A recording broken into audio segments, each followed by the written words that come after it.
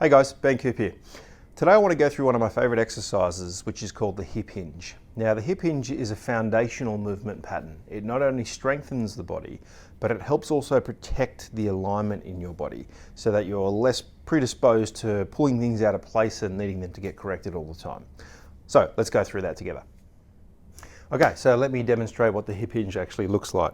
So I'm going to stand side on here just so you can get a better visual of what I'm trying to do here. And I want you to imagine a line that's kind of splitting the front half and the back half of my body. Yeah? Now, we call it a hip hinge because you're essentially just hinging from the hips.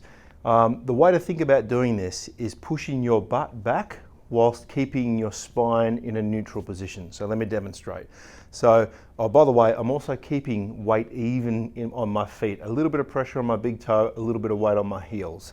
So, butt goes back, spine stays neutral. And what will happen when you get to that end point is you'll start to feel a bit of tightening and stretch in the hamstrings. Well, that's about as far as you can go.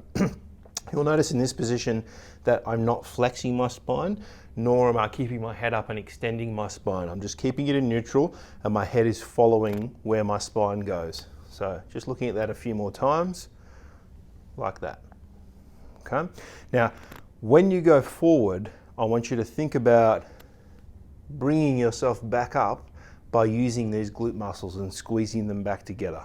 So hips go back, feel the tension in the hamstrings, squeeze the glutes to bring you back up. Now, you'll see why this has a role in day-to-day life, because when we're doing a simple activity like picking something up off the ground, most of us will do it in a very lazy way. And you can see that's a lot of rounding going on in my lower back through here.